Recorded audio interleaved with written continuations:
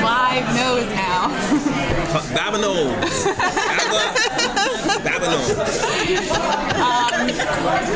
You only have the first script so far, but can you talk about how his role in the show and how his perspective maybe on some of the other characters has changed now that he has this information? Yeah, well, first, there's no secrets between him and Liv for the first time in the show, ever. And also, he knows that she essentially killed her boyfriend Drake in order to save his life. I think it's a lot for Cloud to process, this whole zombie thing. I mean, really. I mean, when she stabbed herself, I don't think he would say, "Oh, that's a zombie thing." I don't think he would say that. He just knows that it's dangerous. Supernatural. He doesn't know how to quite put it together until he saw those Romero zombies and those Super Max Ranger zombies, and then that's when the reality, I think, really hit him. The danger of it, and Clive is a protector. He wants to protect people, so I think that becomes his overall goal. Is we have to make sure what happened here in this basement and these zombie things do not get out into the real world. So I think he's now Team Z. That's how the relationship changed. He's Team Z now. Well, is he going to feel about maybe some betrayal from Liz and from Liv and Robbie because they protected from him for so long? I think if the situation wasn't as extreme as it was, I think maybe if he didn't see all that at Max Ranger, then yes, absolutely. I think he would have felt resentment. He would have been upset. I think all those betrayal, all those feelings. But I think once you have a zombie on top of you trying to eat your brains, and he said, "I give you a pass. I can let that go." And there's hundreds and hundreds of dead bodies there. I think he can see past that. It would have to be something. It would have to be something that extreme for Clive to get past that. And so it happened. So I think he'll be okay. Well, thank goodness for that. Yeah.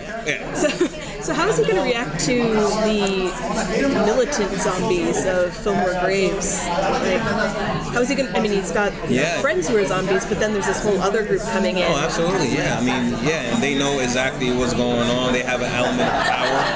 It's a branch he doesn't really know about. I don't know. I think it's an opportunity for some kind of power struggle, and the fact that he lost. Now he's pariah at the police department, so he doesn't have the support that he would have had if he hadn't drew away the Meat Cute Massacre case. Ruined that, or the Chaos Killer case. But I think it's going to lead to an interesting dynamic, especially we still don't know what their end game is, what Vivian stole. I think that's Vivian, what she has, and what the ultimate plan is.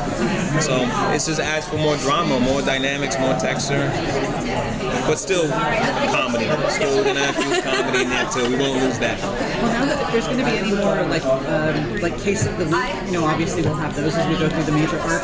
So now it's going to know why Liv knows what she knows, all of that, she conceded things, she or that she was acting so strangely. Exactly. Like, oh, you are the victim, that's why. That's it, yeah. But I think I'm excited for that. I think there are going to be cases here and there, because I think they have to go back to a sense of normalcy in order to kind of.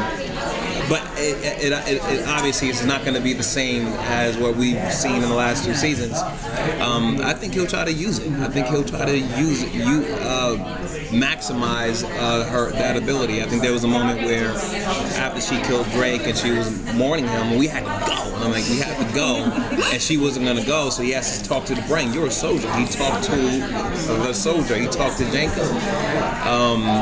And I think he was could have been the first character to actually deal with her as that character, not as Liv. So I think he'll use it. I think he'll use it to his advantage. Diane mentioned that there will be a Clive flashback episode coming up. Yeah, they told me that today. Yeah. So do you know anything more about that, or? I know about. And the first Clive flashback, he had a mustache.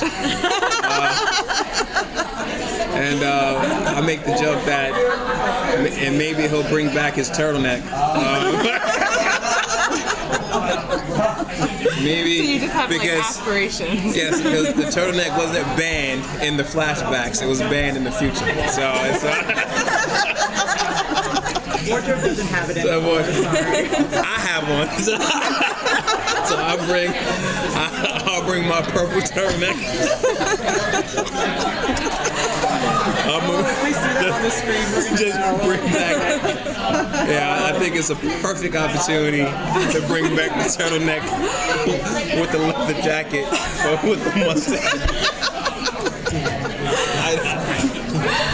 We'll be looking for that. Yes. Absolutely. At what point did you find out that Clive would find out? And what went through your mind? Like, did they tell you in front? Did you? No, I got the script as normal. I think we were shooting episode 17, and usually around the first day of filming is when you get the episode for the next script. And so the first pass is more of a skim through. So I'm going through, and that's when I found out. I'm like, oh! I had no idea. There was no warning or anything. I'm like, oh, I found out the next episode. Well, get out of here. Yeah, we was all surprised. And then Raul was like, you find out. I'm like, yeah, I know. Raul was like, you find out. I'm like, yeah. It's great. Was it a relief? It was. Was it a relief?